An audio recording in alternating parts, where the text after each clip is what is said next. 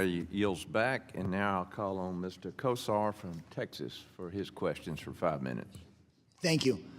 I want to focus my time today on something you won't hear much about from my Republican colleagues, and frankly, I don't think we're hearing enough about in the news, but it is what I believe is Donald Trump's most dangerous attack on the rights of working people thus far.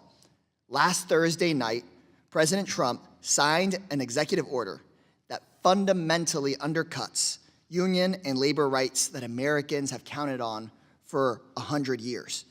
The executive order strips the rights to organize and to bargain away from 1.5 million federal employees, and that's just where he wants to start.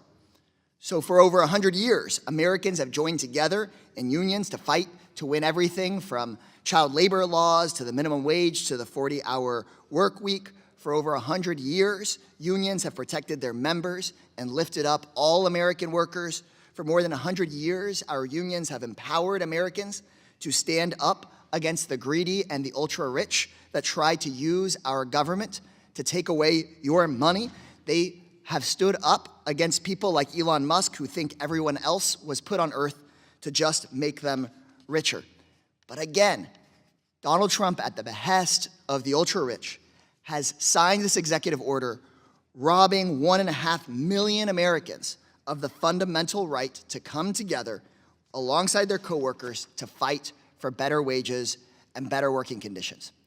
And if the president is allowed to exploit a loophole in order to end the federal right to bargain, that's not where he's going to stop. He will be coming for your right to bargain and to organize next.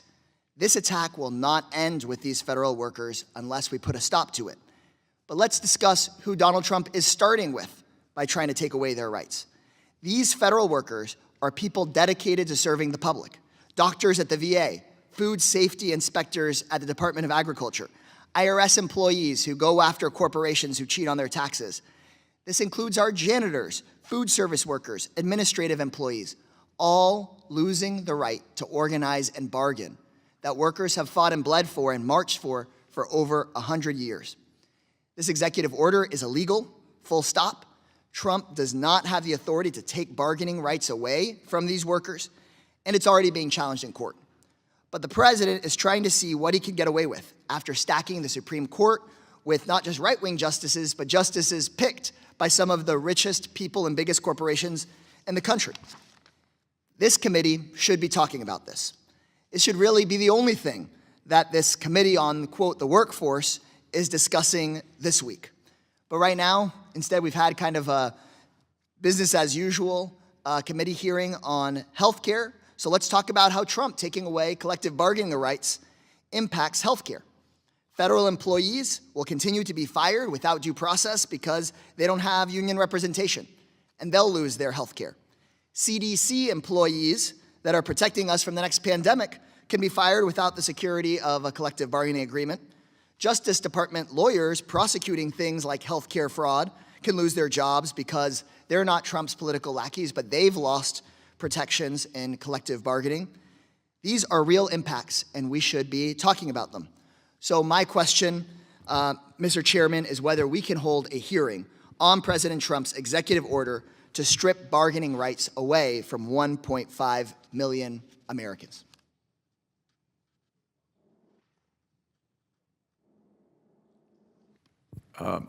This hearing is about employer health care plans. We will take your question under consideration. I appreciate that. It would be good for us to talk about, since we are the folks here that talk about education in the workforce, 1.5 million Americans losing their right to bargain. I can't think of another moment in American history where in just one day that many Americans have lost that basic labor right. So I would request that we have that hearing, if we could have it at the next meeting, or we could have a hearing about how a Trump executive order has gotten rid of the minimum wage for federal contractors, or the firing of equal employment opportunity commissioners who are tasked with stopping discrimination in employment. And so, Mr. Chairman, thank you for taking it under consideration, and I will continue to bring up this issue if we don't have a hearing on the fact that 1.5 million Americans just lost their bargaining rights.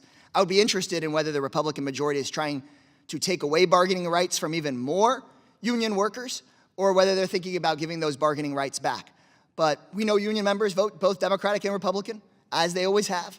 And I just think it's really important for those union members to know whether the Republican majority and President Trump wants to take away their bargaining rights that they've had for over 100 years. Thank you. The gentleman yields, and now I will, let's see. Yeah, okay. So I'll call on Mr. Saunier for a closing statement. Yeah. All right, I want to thank the chairman, and I really look forward to, I'm happy to work with my colleagues. Clearly, the system has worked. I think if we as people